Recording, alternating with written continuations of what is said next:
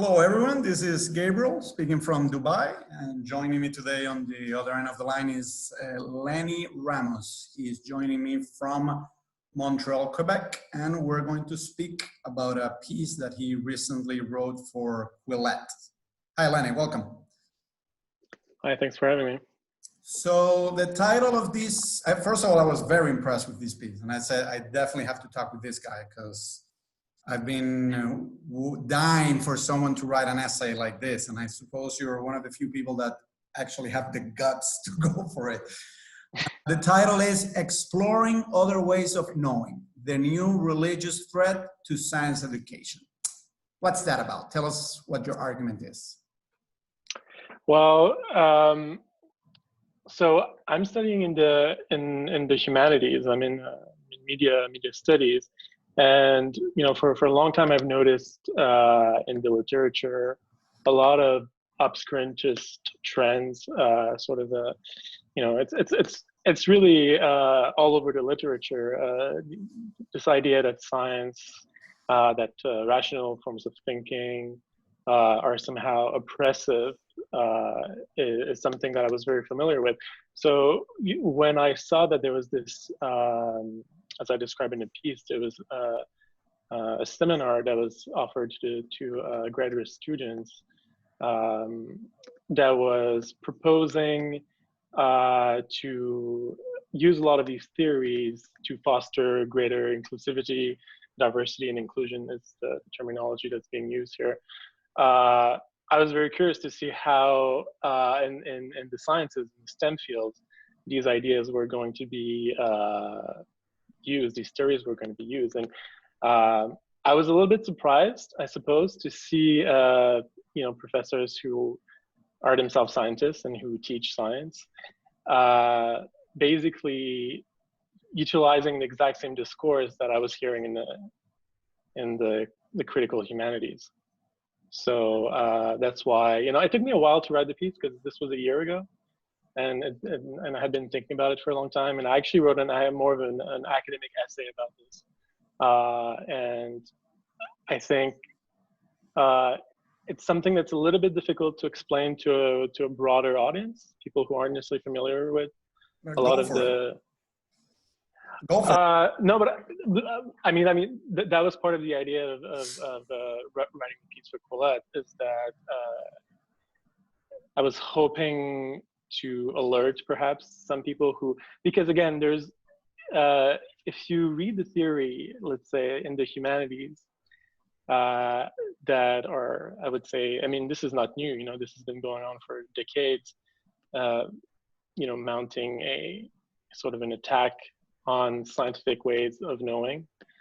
If you read the theory, it very quickly becomes rather difficult unless you have a background in philosophy. It's referring very, very often to the work of people like Martin Heidegger, sometimes without explicitly naming him. I mean, most of the times they don't really name him anymore, but his critique of, what they call Western metaphysics, his critique of science and technology is sort of foundational to a lot of the ideas that are really, I mean, it's not even widespread, it's almost just a background assumption in much of the humanities, right?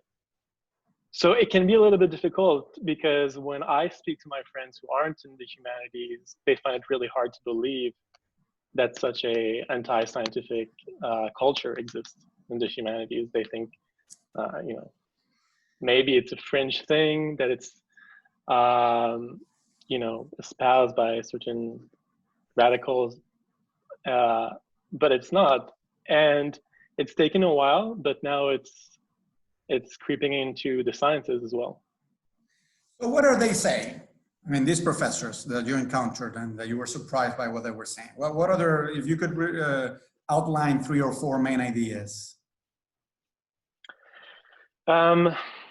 Well, what's interesting and what makes it a little bit complicated to write about is that there's a variety of discourses that meet in this political push for EDI now. So, and depending on who they're talking to, these inclusivity experts, they will adopt different kinds of languages. So if they're talking, let's say, to the administration of the university or to the government when they're applying for funding, they will be advancing different ideas. And so one of the main ideas, I suppose, is that in order to increase the numbers of non-Western people, non-white, but also women, it's also often made for pretty much everybody who isn't a white man in the sciences. In order to increase the numbers of these people, we need to completely change the ways that we teach science, because it's thought that the way that science, mathematics, engineering, all these things are being taught at the moment are exclusive in the ways that they teach. So whether it's the examples that are used in books, the language that is used in the classes, the power dynamics in the classrooms.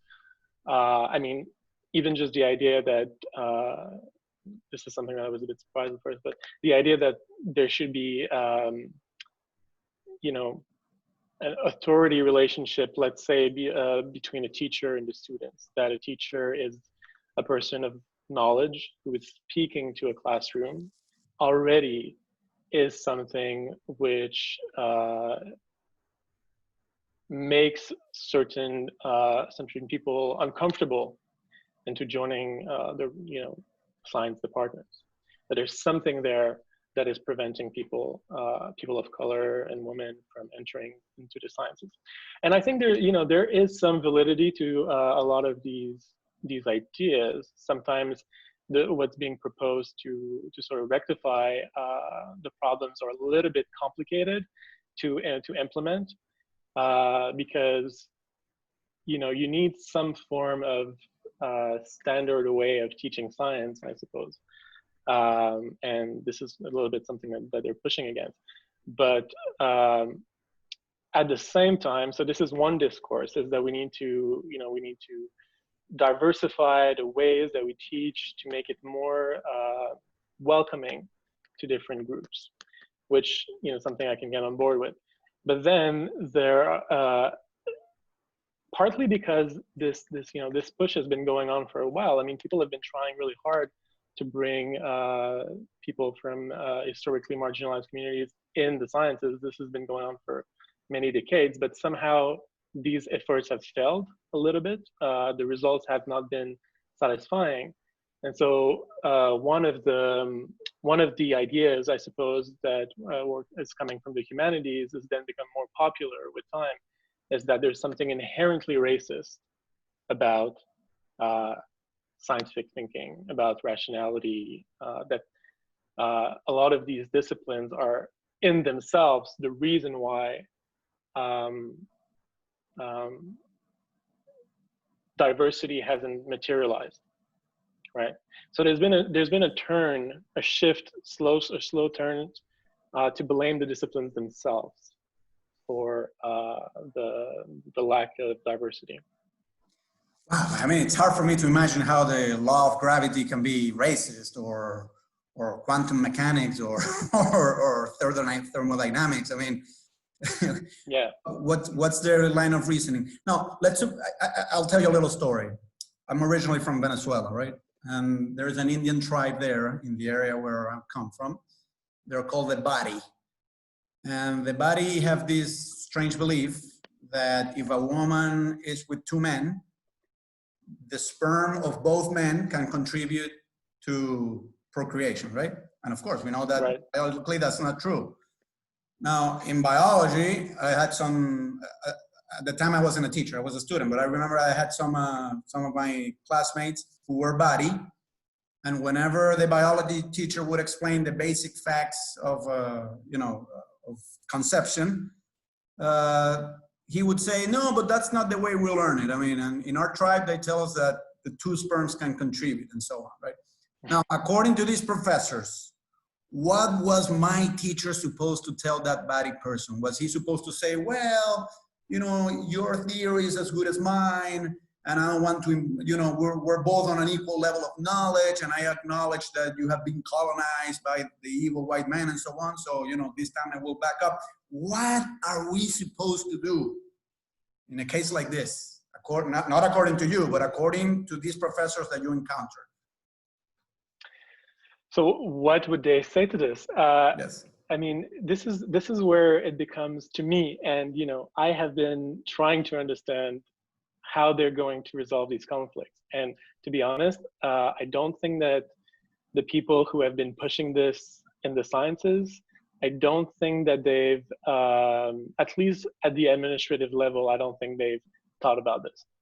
I think a lot of it is being implemented out of, I mean, it sounds good, right? Who wouldn't want to diversify, and who wouldn't want to decolonize? I mean, this language, at least in Canada, is ubiquitous, and it's also very difficult to critique because, you know, there's so much willingness in society to rectify the, you know, the crimes of the past, that sort of any critical attention, and this is something that I experienced. I mean, it's not welcome, you know.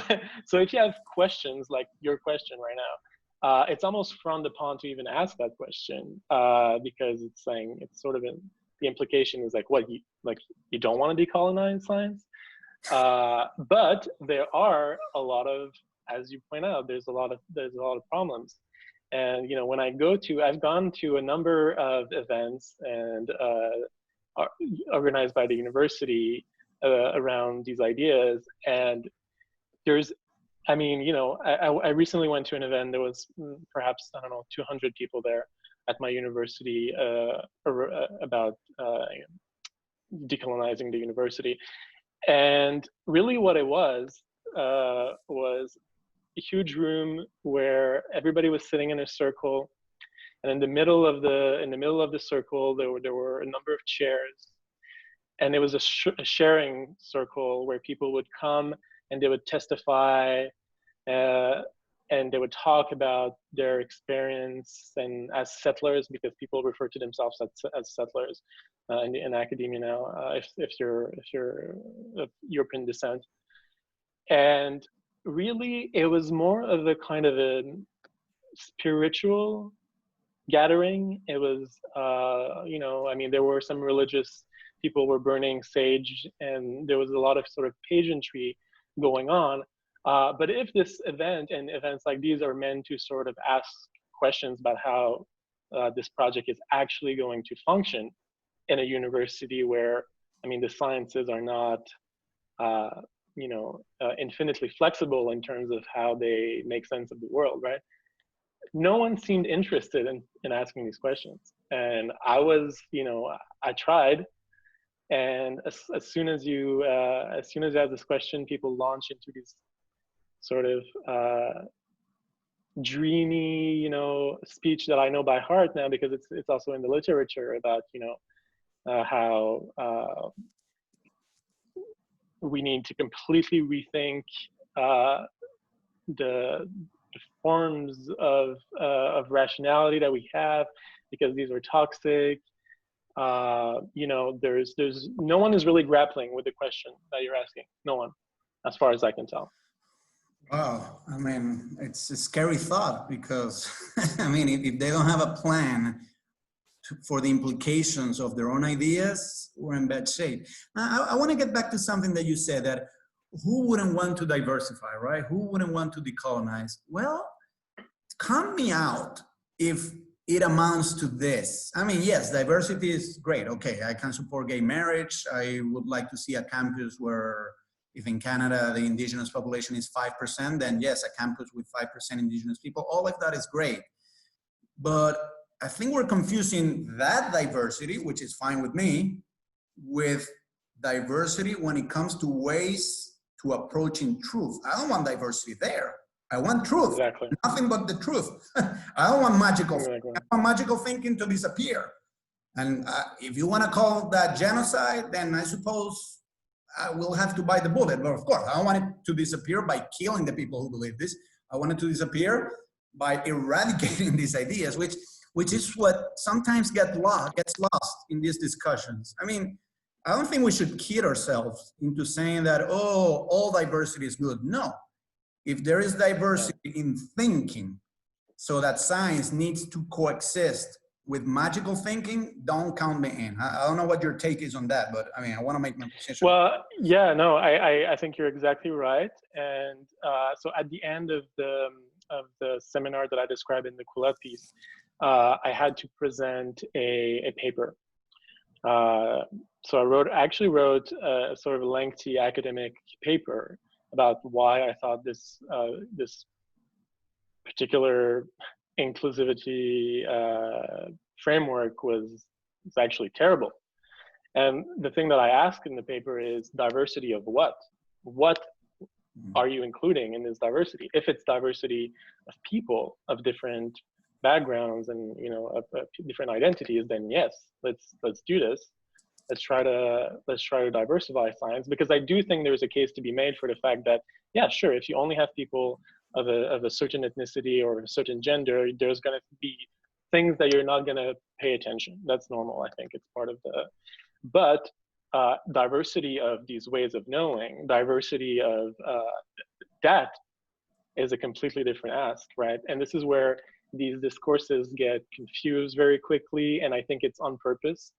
I think it's good marketing on their part, but exactly as you say, the question is diversity of what? And what is the goal here, really? And this is also the question I was trying to ask when I presented to the professors, and it's diversity is not a good in itself. Diversity is something that we want because it does something else, right? And it's supposed to be emancipation.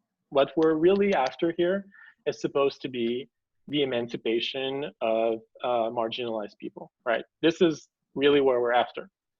And so you have to ask, well, are these ideas, are these new, because this is being very quickly implemented at the institutional level in Canada. I mean, already somebody sent me, after the article was published, a contract between the faculty and the university at the University of Montreal, where it was explicitly in the contract signed by both parties that the inclusivity of indigenous ways of knowing and indigenous knowledges were going to be baked into the hiring practices now of the university, right?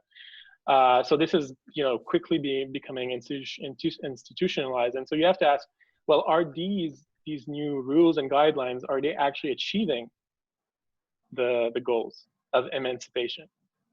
And I think if your goal is to emancipate, then you have to teach people useful tools, right?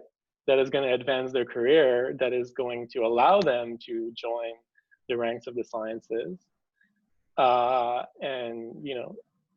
this is not exactly what's being done, which is so interesting, is that if the goal is emancipation, and you're telling people that the tools of science are in themselves racist, you're not really equipping people with the proper tools, to emancipate themselves. So, yeah. Absolutely. Do you see some hypocrisy in these professors, to the extent that they all celebrate shamanism and, astrology and all that stuff, but when push comes to shove, when they get cancer, they don't go to those shamans, they go to the doctor? Of course. How do they navigate in that hypocrisy, and how widespread is that hypocrisy amongst Canadian faculty and so on? Yeah, you're asking all the right questions. It's very interesting. I've been thinking a lot about this, because the same people who are writing all these academic papers and going to these conferences and and complaining about how science is a form of white supremacy, as you say, are clearly going to the doctor and not to a shaman when they, so I've been trying to understand this hypocrisy. I think it's either, and it's very real, I think it's either the case that these people have somehow deluded themselves. It's possible. Although, you know, most of these people are, you know, they're smart, clearly. They're, you know, they have managed to earn PhDs. And either that, or what I think is more the case, and, you know, this is something that's been extensively written about. I quote at the end of the piece, I quote Alan Bloom, who wrote The Closing of the American Mind. And I mean, so this has been, you know, this is a long project, which has been referred to, I think, by some of Herbert Marcuse's followers as the slow march through the institutions. And the idea here is that, you know, the project of modernity itself, which includes in this form of discourse, it includes obviously capitalism and science and technology and the ways that these things are being used to, you know, pillory the earth, if you want, right? So global warming then becomes wrapped into the evils of modernity very quickly. And, you know, there's some truth to that, but that all these things have to be undone, right? That I mean, there's an aesthetic revulsion in a lot of academics, and I don't know if people outside of, you know, the humanities and the social sciences really realize that, but there's really an aesthetic revulsion at modernity itself, right? I suspect that a lot of this hypocrisy you describe is really rooted in, you know, in this kind of political and aesthetic rejection of modernity. And yes, that doesn't mean they're not going to want to use the tools when it suits them. I think, where was it? I read this interesting quote recently about, I think it was some head of state, I think probably Iran, who was saying, yes, you know, we'll use your televisions and we'll use your medicine, you know, where it suits us. But really, there's a vision, there's a you know, in this case, religious vision that we're going to affirm, and we're going to use your tools to affirm it, right? Right.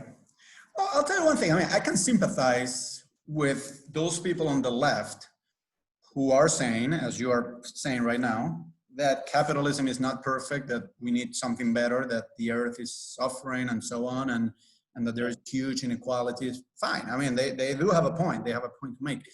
What I don't get is that, as opposed to, let's say, Marx, and I think it's very unfair to put all these people that you have been describing in the same corner with Marx, because Marx had an idea of progress, and he would have never been against technology or science. Yes, he was against capitalism, but he wanted to push forward. But these people want to go backwards. They want apparently to go to pre-capitalism. Because, I mean, what is shamanism? It's a pre-scientific view of the world. What is astrology? What are all these indigenous ways of knowledge, right? So it's a very strange twist that the left has been taking. And I mean, I wonder if there is anything remaining of the original left, which was that capitalism is not good, but we need to go forward, not backwards. Modernity is good. It's just that capitalism has not fully achieved modernity, but we need to keep going forward. What I don't know. I mean, in your scan of North American academia, where are those original leftists, if they are there at all? Are there any left, or? I haven't encountered them. If they're there, I'm sure they're there. I'm sure they also keep quiet at the moment. A lot of them keep quiet. I mean, you've seen some pushback to the more identitarian, you know, regressive. People call it the regressive left. There's been a fair amount of pushback, and, you know, I think certain movements like the intellectual dark web and these kinds of movements have partly emerged from this. But in academia, it's very difficult if you're employed. And, you know, nowadays, professors are accountable to their students who can, you know, very quickly get them into trouble. And there's a moral orthodoxy that's emerged in academia, at least in North America, definitely in Britain. I mean, I see it in Britain, I see it in Canada, the US.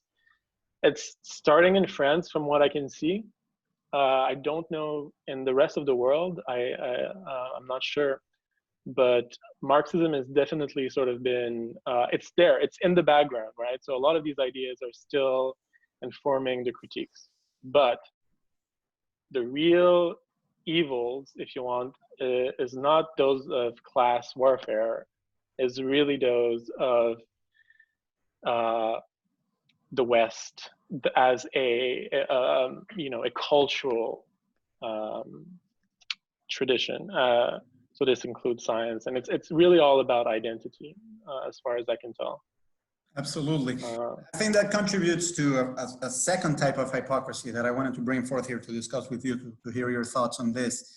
It seems to me that they're willing to accept pre-modern knowledge, if we can even call that knowledge, because that's another discussion that we should also have, whether or not shamanism can truly count as knowledge rather than mere beliefs. Okay, but let's leave that aside for a second. But all these attempts to trying to rescue indigenous knowledge, traditional knowledge, and so on, it seems to me that this applies only if it is non-Western. But pre-modern beliefs that are original to Western civilization, so let's say, for instance, creationism in Christianity, or even Western alchemy, or witchcraft, and so on, those things are off the table, right? Yeah. I mean, you hear any historian, and when they tell us, if they're going to tell the history of the witch hunts in the 17th century, they will all tell you how horrible Europe was at the time. And yes, of course, they were right. But then when somehow they tell a story of how 20th century Africa had very similar institutions regarding witchcraft and so on, that's when they say, well, you have to understand, it's their culture, you're nobody to judge them, and so on. So somehow witchcraft in 21st, or witch hunts in 21st century Africa, it's okay. But in 15th century Europe, they're not okay. So, I mean, that's clearly massive hypocrisy there as well. But again, there's a logic to all this, and this is it's very interesting because I mean, I could have these conversations for hours because I'm fascinated by these things. You know, when I try to explain this to friends, very often you hit these kinds of let's say patience thresholds with people, because it's quite complicated. I personally don't think that it has a lot to do with epistemology. You know, as I was saying, I think it's more of an aesthetic and political project. Do I really think that all these professors in the university are, you know, really believe in shamanism? I mean, some of them might, in terms of epistemology, but no, I think when people are honest, or let's say when what they're really talking about is power, right? This idea that it's very postmodernist idea that you know, since everything is made up, so to speak, then really all knowledge is a form of warfare, right? Like if I tell you, you know, my truth, then I'm also committing a form of violence against your truth, and that our truths are clashing, right? They're in this kind of this state of war against each other, right? And so for these people, what becomes important is to raise the voices of the people who are marginalized. It doesn't matter what they say per se, right? So it doesn't matter whether certain forms of shamanism or this or that is true or not. That is a secondary concern to the first concern, which is who's being subjugated, is a word that is often being used, subjugated, marginalized, oppressed. And then these are the voices they have. So yeah, you know, a sort of fundamentalist Christian creationism is not at all on their radar, right? And if it tried to come back to the university, I'm pretty sure these people would not be suddenly asking for inclusion and diversity for that. No. It's not an epistemological project. It's not. It's identitarian, as you say, right? Yeah, and I mean, what's interesting is that these people, again, I mean, it's identitarian more or less, again, because most of these professors, most of these people are white, right?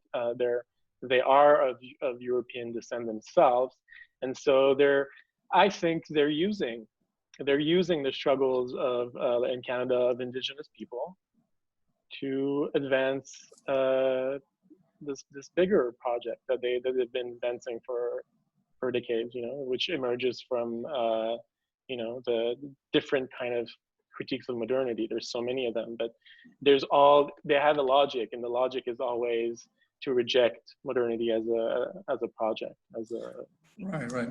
So you're saying that creationism does not get a free pass because it is espoused by white evangelicals and so on, right?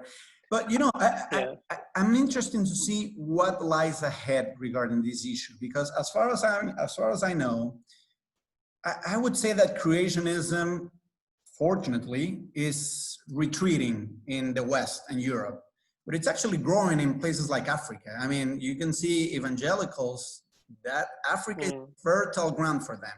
So I wonder, when the time comes that evangelicals and creationists actually have bigger numbers amongst dark-skinned people than amongst white-skinned people, will these universities then say, okay, this time creationism is fine because it is Africans now who are defending it? Do you think it will come to that? That's very interesting. I never made that calculus. I mean, if in Western societies there happens to be, a significant population of, I mean, who knows? It's so strange, frankly. I don't see this happening in Canada or the United States because I don't see this trending amongst the population. So I don't know that it's going to come to that, but but it's an interesting thought experiment. Right. Yeah, there was something that you described right now that really caught my attention. You're saying that in these meetings and seminars and so on, like when people form a circle and they hug each other, and the way you describe it, there's a lot of sentimentality going on there. Not much rational, analytical thinking, but more like that's the way you describe it, right? And you're saying that there is, and this word got my attention, a lot of religiosity. You did use that word, right? That there's religiosity going on. Now, as far as I know, I don't know what school you go to in Canada, but like, aren't schools both in the US and Canada supposed to be secular to the extent that, at least in the US, there is a separation of church and state?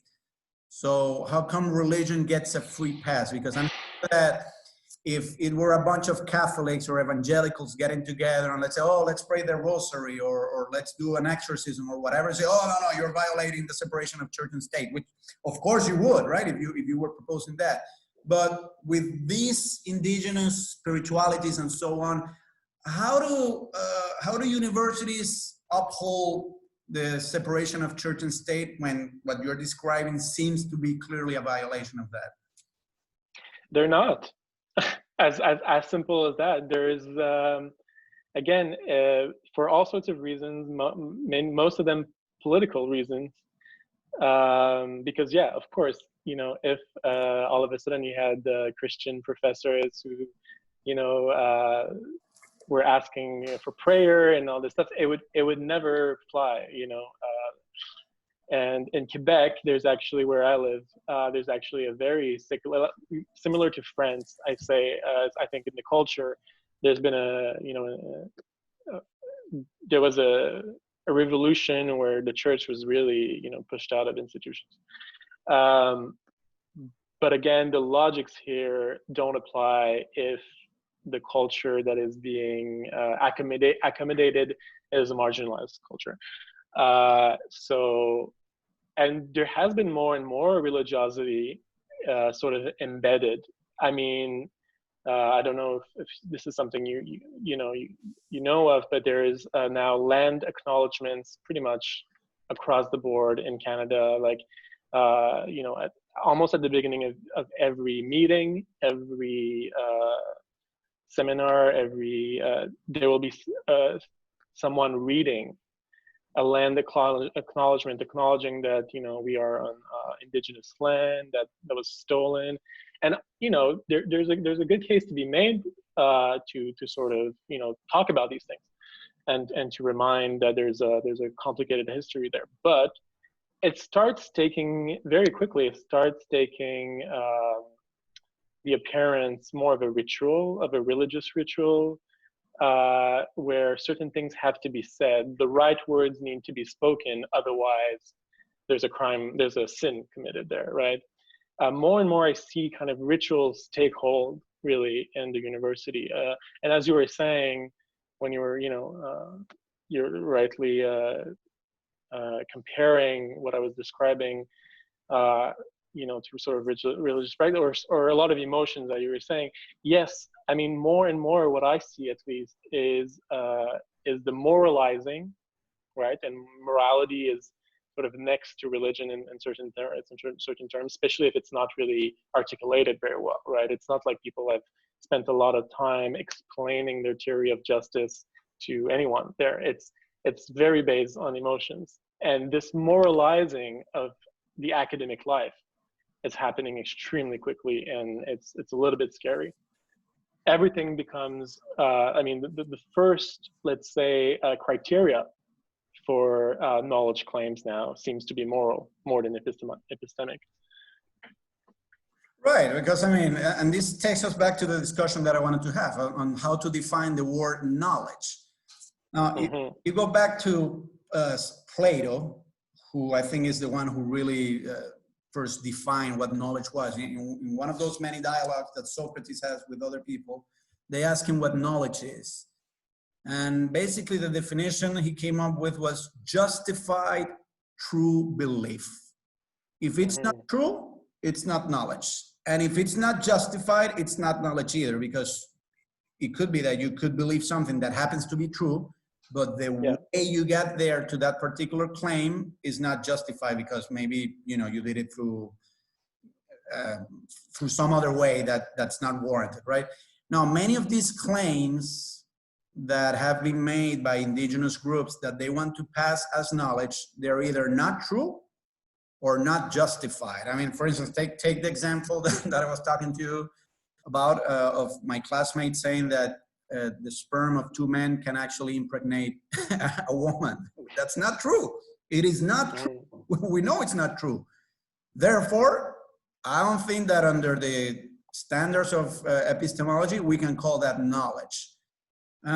What's your take on that? I mean, should we just go along with them and keep using the word knowledge to satisfy them, or should we be more confrontational and from the outset say, wait a minute, that is not knowledge?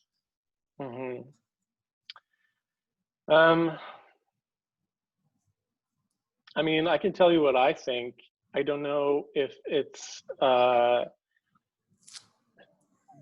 can tell you that there's very little hunger. There's very little incentives to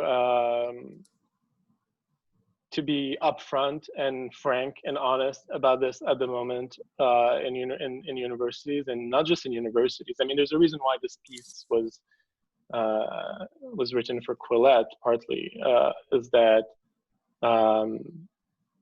there is kind of a prohibition against taking a stand for knowledge, for truth at the moment, and it's spreading in the culture pretty quickly. I mean, I wrote a similar piece actually right before that about journalism, because sort of recently in the last weeks, there's been a sort of a revolution in a lot of the biggest news institution like the New York Times and the Washington Post and these kinds of places, where there's a new generation of journalists, basically the ones who are taking power now, who have completely rejected the standards of objectivity in journalism. They've come out, there's this sort of all these manifestos that have been written about this. They're saying that objectivity is a form of white supremacy, that journalists should no longer be trying to be objective.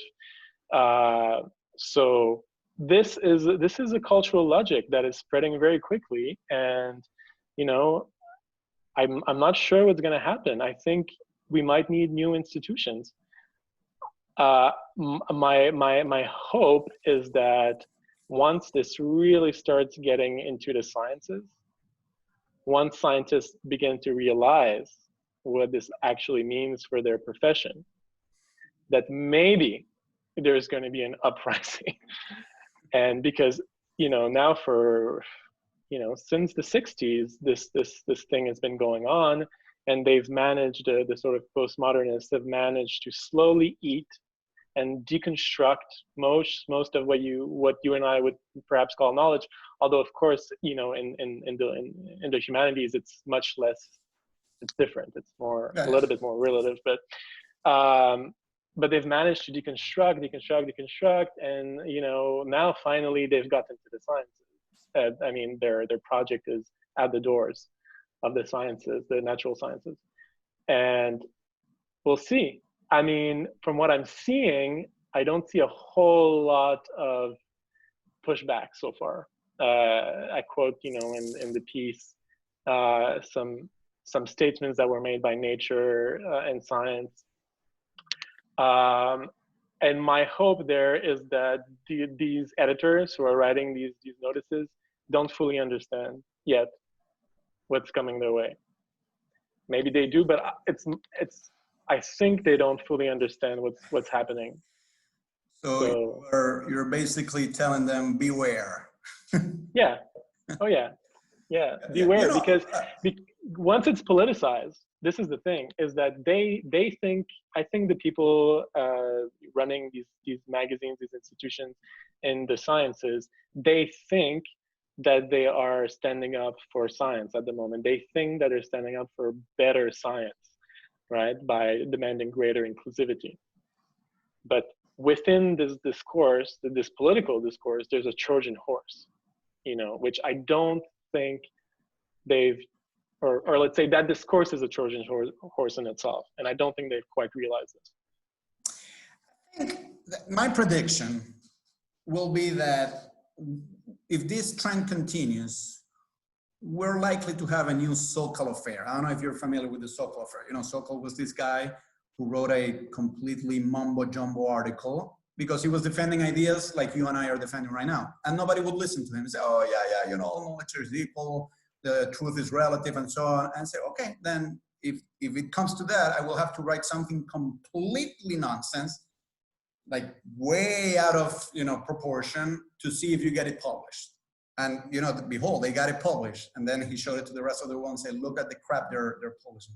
So my guess is that since they're not listening to what we're trying to tell them, we'll have to use irony and sarcasm and this kind of thing in order for them to come to their senses, which is really unfortunate, because it would be much more useful if they were persuaded by other kinds of arguments. But it appears that they're not listening. So have you heard of Sokal Squared? Does that ring a bell? Yeah, yes. Right.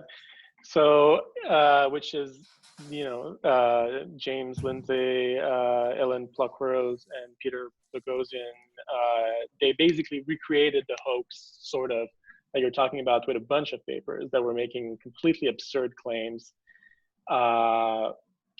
And I was actually going to write my master's thesis originally about this, and now I changed to a different academic controversy. But what's interesting, I would say, is that when the original Sokal affair emerged, there really was sort of a general agreement that, I think, from what I've read, I'm a bit too young to remember the backlash, but there really was a general agreement that this was insane. I mean, like, the article was claiming that gravity was like a patriarchal capitalist social construct, and I haven't seen this time around. You know, there was some noise, there was some pushback. Yashamon wrote a piece for The Atlantic, sort of making fun of the grievance studies. But what's very interesting is that if you go and read some of these papers, the claims that are being made according to the logics that are being used in these fields. And I know them very well because I'm in the cultural sciences, so I read these papers for class. The claims that are being made according to these logics actually make sense within these logics, right? They're not even crazy. If you take on board these ideas, they just pass for, yeah, this is just normal claims, right? And Yeah, so, and since these theories are so popular now in the culture, I think a lot of people won't find them as crazy. Will think that, no, there's some truth to that, and okay, maybe it's a little bombastic, but actually I think it's in line with the cultural logics of the moment. If we the public discourse at the moment as taking this postmodern turn, I find. well, very, very disturbing. So I cannot recommend enough this piece, Exploring Other Ways of Knowing, the New Religious Threat to Science Education. And I think I would underscore here, or I would emphasize the word religious, because indeed that's what it is. And before we leave, because this takes me to our final question, the left was typically the party of anti-clericalism, of atheism. I mean, you go back to the French Revolution, all those people that would be on the left, they were the ones who were opposed to the priests. And even more so, the Russian Revolution. I mean, well, the Soviet Union was state atheism. Whatever happened to that? When do you think the left lost its way regarding religion? Because, I mean, the original left would have been opposed to all forms of religion, and even more so in academia. I don't know if you are a historian of ideas, but I mean, when do you think that turn came to be? Mm-hmm. To me, it seems that what happened is that I think we can underestimate how much the left was this, or a big portion of the left, because there's two left. I think that's going. There's a liberal left, right? Not the Marxist left. There's the liberal left, which I always consider myself a part of. And as you say, it was definitely standing up for science and for democracy.